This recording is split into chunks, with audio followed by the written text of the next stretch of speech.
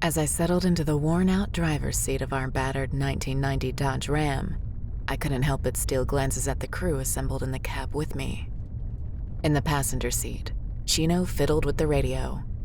He held the role of the group's shot caller and had served time in some of California's most notorious prisons. His lean body, adorned with tattoos, radiated an air of controlled readiness, a testament to his experience behind bars. Seated behind me, Maria, a fiery Latina dressed in a white tank top and Dickies brand khakis, filed her nails. Her slender frame and sharp tongue had earned her respect as a foot soldier in the 14th Florence Street gang.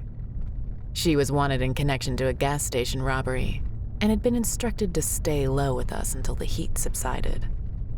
Behind the wheel, there was Joker, a burly figure with sleeve tattoos and a perpetual scowl.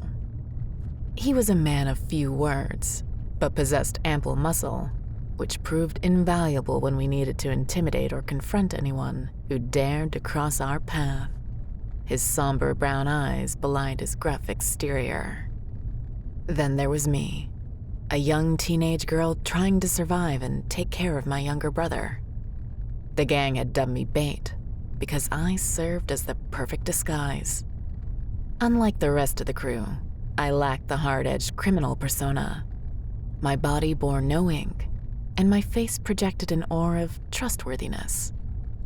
My innocence allowed me to enter places and engage with people that the rest of my gang couldn't.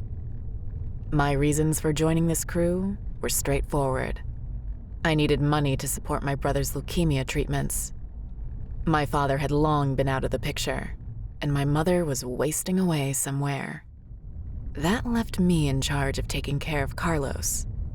I never envisioned a life of crime, but after numerous minimum wage jobs and the increasing price of his treatments, I had no choice. Maria lived on my block, and when she heard of my desperation, approached me with an offer of quick and easy cash. The old Dodge rumbled down the dusty highway, the scorching sun beating down on the cracked dashboard. The air conditioning had given up the ghost long ago, leaving us to sweat through the worn-out seats and the sweltering atmosphere. Listen up, crew, Chino barked as he lit up a cigarette. My boy Domino got us a real payday.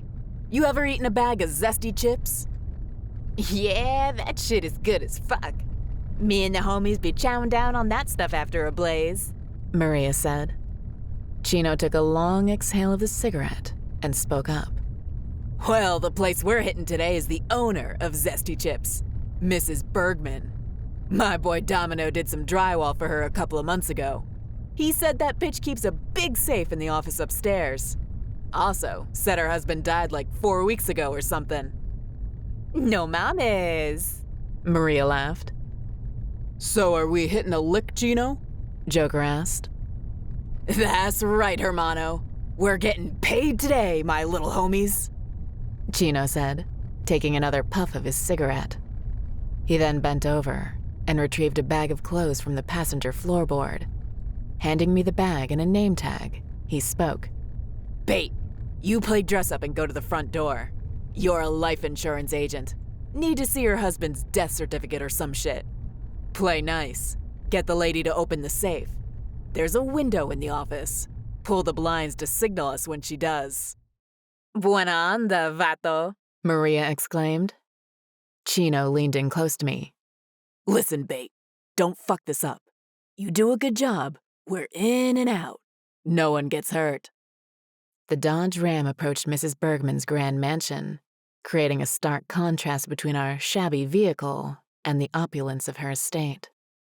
Chino, cigarette smoldering, rolled down his window and gestured for me to speak into the intercom. Hello, I'm here to see Mrs. Bergman about her late husband's insurance policy, I said, feeling the palpable tension. For a moment, time seemed to stand still, with the mansion's grandeur providing an oddly calming effect. Just as Chino was wondering an alternative plan due to the silence, the intercom crackled to life. An elderly woman's voice emerged. Hello? What did you say you're here for?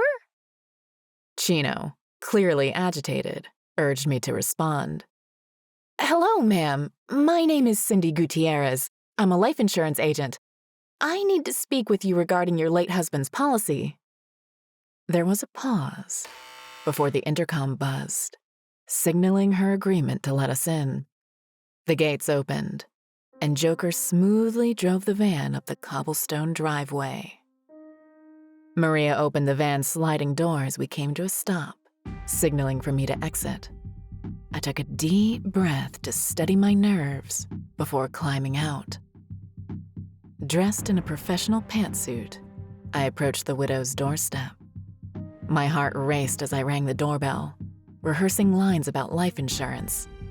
The door creaked open, revealing a frail, silver-haired woman with a kind, elderly smile. Hello, dear, she said, her voice trembling. I smiled back, trying to appear professional. Good evening, ma'am. My name is Cindy Gutierrez. I'm here to discuss important life insurance documents concerning your late husband. May I come in? She nodded and welcomed me inside. As the door closed behind me, I took another deep breath to calm my racing heart, knowing there was no turning back. Entering the widow's opulent home felt like stepping into a palace. The mansion's grandeur unfolded before me, with its towering floors and sweeping staircases that seemed to reach the heavens. As I marveled at the majestic design, it felt like I was walking through a storybook. In the center of the foyer, a massive indoor climbing structure spiraled up to the second floor.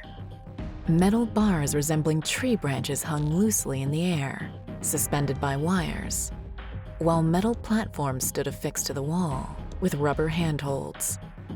Amidst the structure, I spotted something unexpected, yet oddly endearing. A fully grown orangutan stood out with its russet fur, perched at the base. Meet Oliver, the widow said with affection. He's been with me for years, keeping me company. The orangutan's docile demeanor and obvious bond with the elderly widow spoke volumes about their friendship. The widow, a woman of grace and sophistication, exchanged loving glances with her peculiar companion. Mrs. Bergman clapped her hands, and Oliver, the orangutan, obediently joined her side. She explained, George, my husband adopted him from Borneo after his parents were killed by farmers. The widow brushed Oliver's smiling face, bending down to meet his gaze. Would you like to watch cartoons, Oliver? She pulled a TV remote from her pocket and placed it in his hands. The orangutan nodded his head enthusiastically, a wide smile brimming from ear to ear as he turned and walked away. With a cheerful goodbye to the orangutan, I was filled with wonder and humility, unexpectedly touched by the bond between the elderly widow and her unusual friend. What exactly did you want to discuss, dear? Mrs. Bergman asked, leading me through the grand foyer. Well, ma'am, it's a concerning matter. I paused, feigning endearment.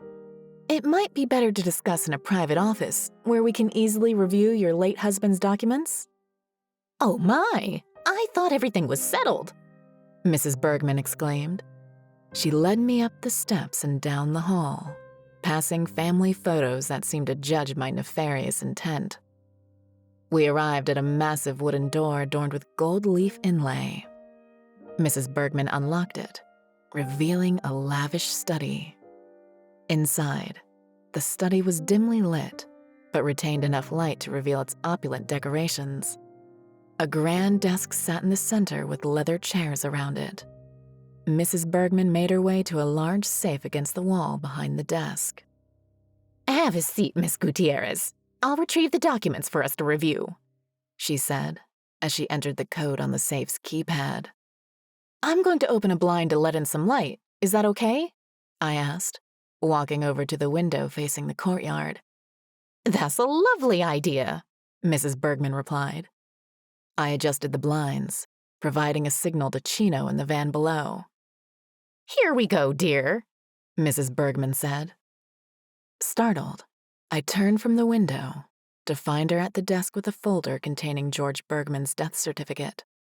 Holding it up to the light, I began to read it to myself as Mrs. Bergman sat with a gentle smile. Time seemed to slow as I faked interest in the documents.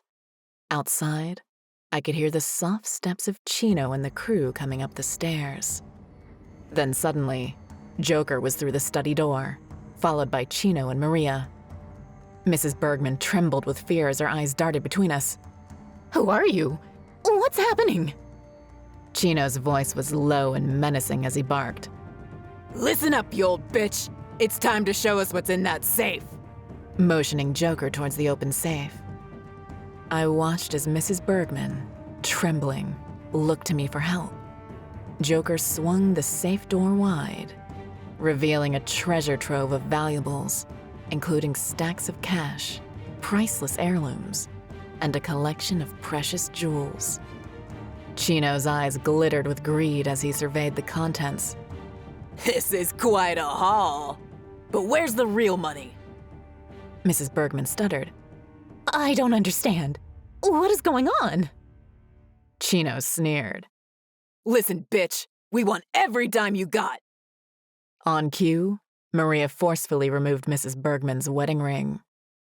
Tears welled in Mrs. Bergman's eyes as she realized the true nature of our visit. You can't take this. It's all I have left of my husband. Maria approached her with an icy stare. Your husband is dead, lady. We're in control now. Despite my growing guilt, I maintained my role.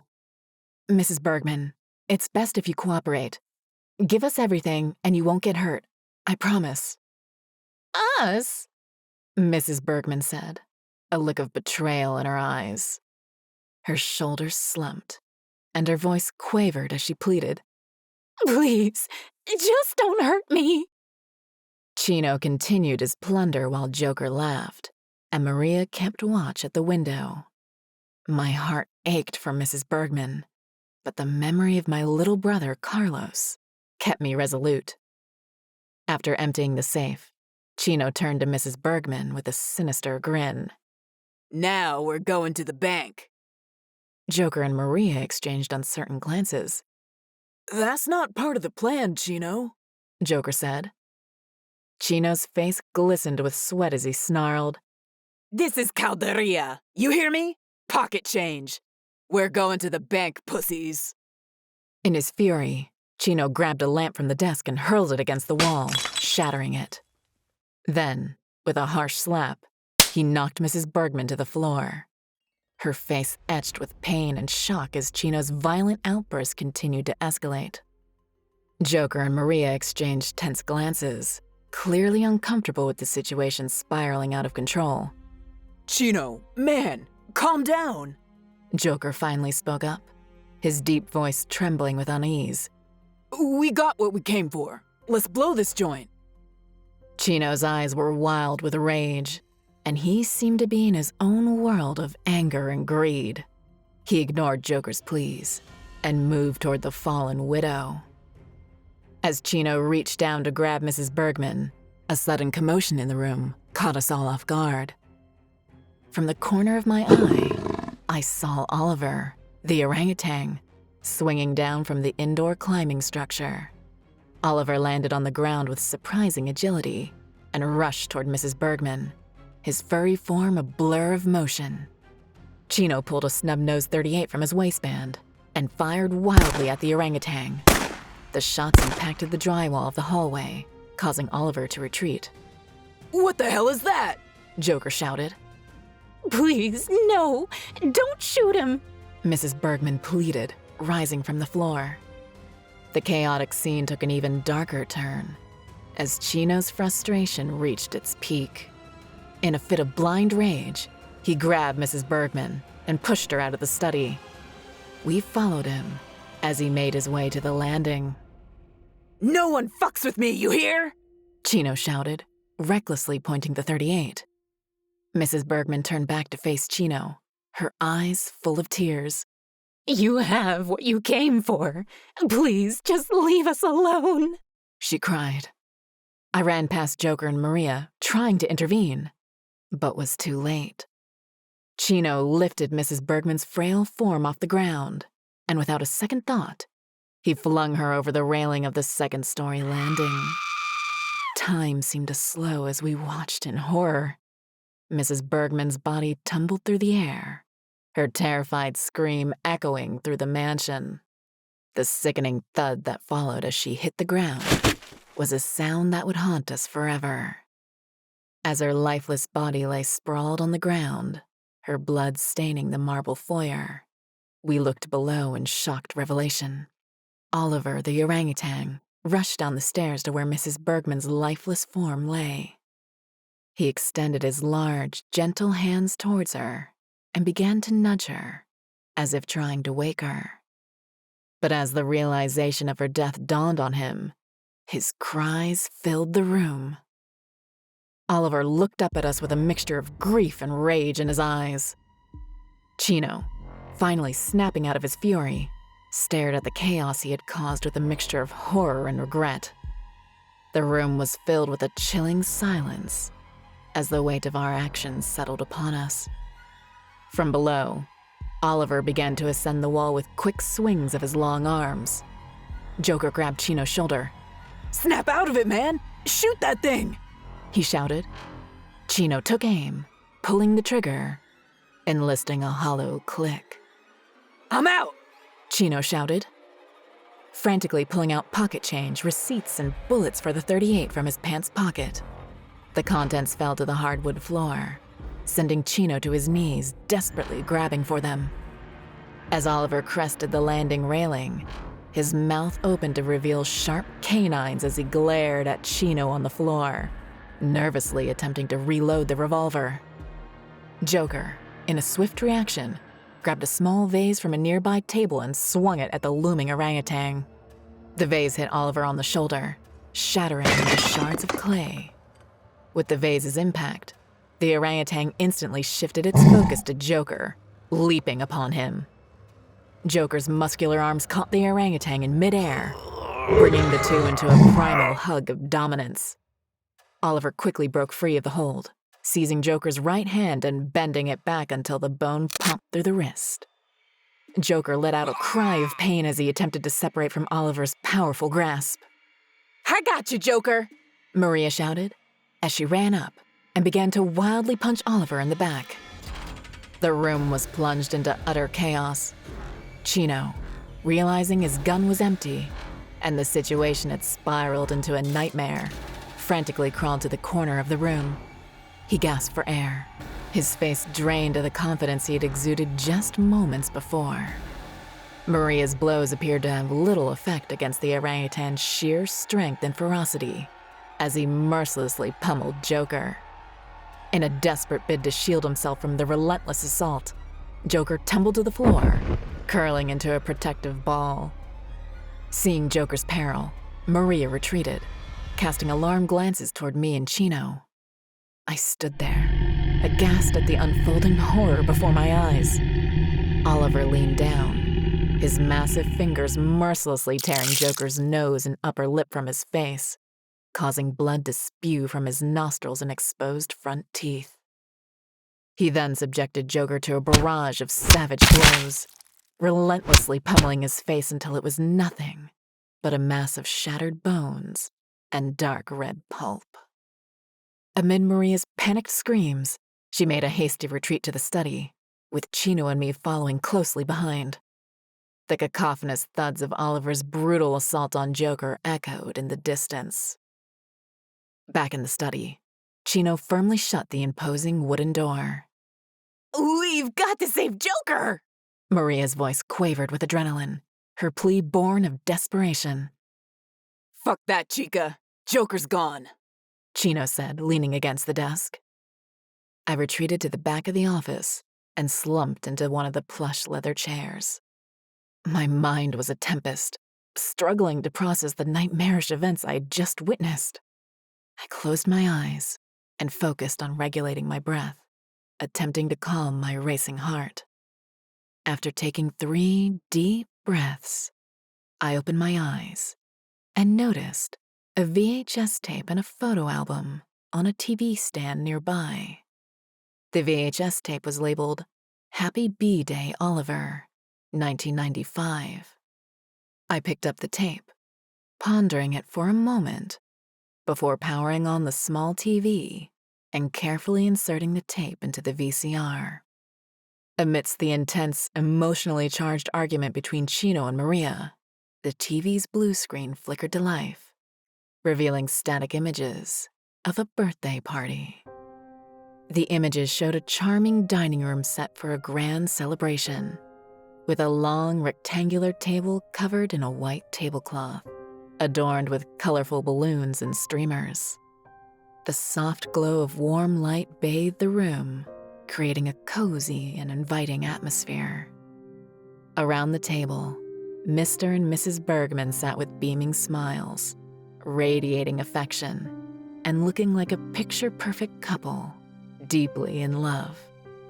Mr. Bergman, dressed in a sharp suit, sat at the head of the table with a wide grin, while Mrs. Bergman, in an elegant evening dress, sat at his side. Their love was evident in the way they gazed at each other, exchanging endearing glances throughout the video. At the center of the table stood a magnificent birthday cake, adorned with colorful candles. The cake, artfully decorated with intricate icing, featured a small figurine of Oliver perched on top. The orangutan seemed delighted to be the center of attention, wearing a comical pointed party hat. The video captured Oliver's unbridled joy as he enthusiastically unwrapped his birthday gifts, many of which were oversized for his enjoyment. His excitement was palpable as he tore open the colorful wrapping paper, revealing an array of toys and presents. Mr. and Mrs. Bergman laughed and cheered, clearly delighted by Oliver's happiness. Beside the TV, there was a photo album filled with more family pictures, carefully arranged to chronicle their shared life. The images portrayed Oliver playing with Mr. and Mrs. Bergman in the garden, embarking on trips, and even cuddling on the couch while watching TV. The last photo depicted Oliver, young and carefree, nestled on the bed with covers over his head, a genuine smile of happiness. Thoughts of my baby brother Carlos, before he fell ill, played in my mind. Memories of building pillow forts and playing Power Rangers with him. The same warmth, love, and hope I saw on Oliver's face, a reflection of the comfort we used to share, brought tears to my eyes. I wished more than anything to turn back time, to undo our journey to this house. As I perused the album, Chino's voice interrupted my thoughts. Listen, Chica, that monkey got the drop on Joker. We're ready now. We won't be slipping this time. If we're lucky, that monkey might be hiding somewhere, terrified. It's not terrified, I replied, capturing the attention of Maria and Chino. What do you mean, bait? Maria inquired. I lowered my head, carefully choosing my words, and then spoke softly. His family was killed by farmers, but the Bergmans adopted him, gave him a happy life filled with love. He forgot about death, about rage. Then Mr. Bergman passed away, leaving him alone with his adopted mother. And then we came along. Chino straightened himself, shaking his head. That's a monkey! Monkeys don't have feelings. My aunt dresses up her poodle, but that doesn't make the poodle any smarter. It's still a fucking dumb animal. I can see hate in its eyes, Chino. It wants us dead for what you did, I said, standing up from the leather chair. What I did? You mean what we did, bitch? Chino said, his face flushed red with anger. Maria placed her hand on Chino's shoulder, attempting to calm him. But Chino turned and punched her in the stomach. Maria crumpled to the floor, trying to catch her breath. Don't you ever touch me, puta! Chino bellowed as he kicked Maria once more in the stomach. Maria's eyes widened as she rolled over in pain, while Chino stood over her, his face filled with sadistic satisfaction. Leave her alone, Chino! I yelled. Chino turned his angry gaze towards me. I'm the shot caller here. What I say is law. Got it? We're all getting up and leaving this place. I stepped back as he pointed at Maria, still on the floor. Get her ass up, Chino ordered. I cautiously approached Maria, stooped down and took hold of her arm. We could just jump from the window. It's a long drop, but it's better than being torn apart, I suggested, pulling Maria to her feet. Fuck that. You two are going out there to find me some bullets and bring me those bags. I'm not leaving here empty-handed.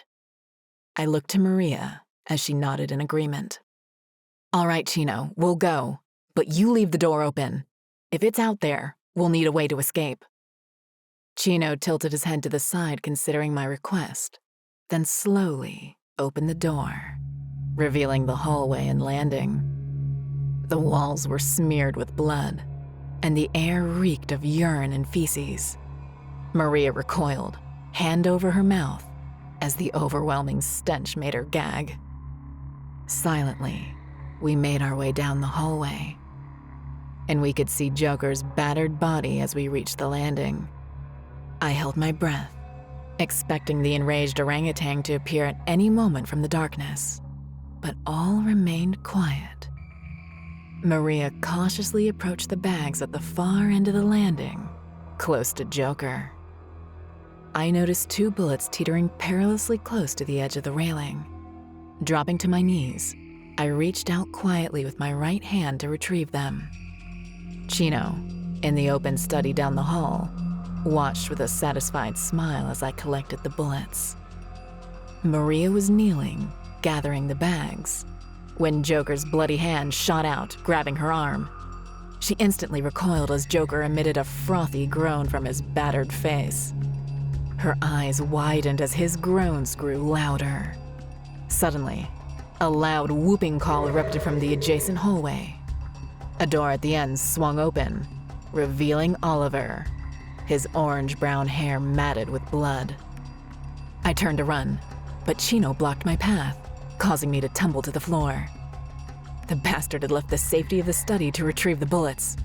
I struggled to stand, but Chino pushed me down, snatching the bullets from my hands. As Chino pocketed the bullets, Maria stared in disbelief at the nightmarish scene unfolding on the landing. The orangutan, perched at the end of the hallway, pounded his chest and emitted a series of guttural roars, a haunting display of territorial dominance. The echoes of Oliver's calls resonated through the hallway, freezing Chino and me in our tracks. A sinking feeling of dread washed over me as Oliver came charging down the hallway. I reached out to Maria, her wide eyes fixed on Oliver, and yelled, "Maria, run for it!" Maria swallowed hard, her face ashen, as she struggled to break free of Joker's grasp. Seeing the enraged orangutan, Chino backed away, attempting to reload his revolver. I tried to stand, using the landing handrails for support, but my efforts were interrupted as Oliver leaped from the hallway onto Maria's back. The orangutan snarled in anger, grabbing a fistful of Maria's black hair and pulling. Maria screamed in pain as Oliver stepped on her back and wrenched her hair tighter. In a sudden burst of power, Oliver yanked the hair in a swift motion, tearing the scalp free, exposing the bloody skull beneath. Maria looked at me, her eyes filled with terror, as waves of pain coursed through her body before a gunshot exploded her chest. I turned to see Chino, a look of shock covering his face, gun in hand. Oliver rushed forward, shoving me down the stairs. My body crashed against the wooden floor below, pain surging through me. At the top, I could see Oliver seizing Chino by his groin, a look of primal hatred in the orangutan's eyes. Chino's jeans were soaked in blood, his face a grimace of pain, as the orangutan continued to squeeze his genitals. With an animalistic rage, Oliver grabbed the hand holding the revolver and twisted. A loud popping sound emitted as Oliver tore at the appendage until it was free, hurling it to the foyer below. Chino's face went pale as blood gushed from the wound. His eyes fixated on me as he fell to the floor. Oliver delivered the coup de grace by smashing Chino's face with his fist. With no time to lose, I scrambled toward the nearest sanctuary, a large bathroom, and closed the door behind me, my heart pounding in my chest like a drumbeat of desperation. As I caught my breath, I assessed the situation, a growing sense of panic tightening its grip on my racing heart as I realized that the bathroom's window was too small for me to escape through. In my desperate search for an escape, I scanned the bathroom for any sign of hope. My eyes fell upon a framed picture on the wall. Mrs. Bergman sitting with her husband and Oliver in the backyard, a memory of happier times. An idea took root in my mind as I spotted a bottle of perfume on the bathroom counter. Without a second's hesitation, I sprayed myself, using it to mask my own scent. Then, I hastily curled my hair, attempting to mirror the appearance of Mrs. Bergman in the photo, and donned a robe that hung nearby. As I stepped out of the bathroom, the house was eerily quiet, the silence echoing with the weight of my fear. I tiptoed towards the front door, my heart a tempest of hope and dread, praying that I could elude the vengeful orangutan and make my escape. However, as I reached for the door handle, my heart skipped a beat, and I froze. There stood Oliver, his eyes fixed on me, a silent sentinel. A bewildered expression washed over the orangutan's face as he sniffed the air between us, his long arms reaching out to touch my freshly curled hair. I held my breath, my heart beating wildly as Oliver scrutinized me. Then, the anger and confusion etched on his face melted away, replaced by a rush of fresh tears and a tender smile that caught me by surprise. He approached me cautiously, his emotions laid bare, and instead of allowing me to flee, he reached out and took my hand, leading me to the adjacent living room. There, he gently guided me onto a large leather couch, motioning for me to sit. I lowered myself into the seat, my entire body trembling with a blend of fear and trepidation. Oliver reached out and brushed my hair, his face showing a tenderness that moved me to my core. His eyes filled with innocent tears. He reached below the couch, revealing Chino's severed hand still gripping the .38. He tore the fingers off, freeing the gun, and then placed it into my hands, an unexpected gesture of trust. As I sat there, my mind filled with memories of my little brother. A deluge of emotions overwhelmed me, tears streaming down my face like a river of sorrow. Oliver climbed onto the couch and leaned against me, holding a TV remote in his hand. The TV flickered to life, displaying Curious George smiling as he enjoyed a bubble bath. I looked at Oliver as he watched the cartoons with an intense focus. I slowly lifted the .38 to his head. Oliver noticed the gun and turned his gaze away from the TV, his face matted with blood, his eyes a canvas of confusion. In the place of Oliver, I saw Carlos looking back at me, his Power Ranger pajamas a vivid contrast against his deep brown eyes. I pulled the trigger of the revolver slowly, my voice breaking as I whispered, "I'm sorry."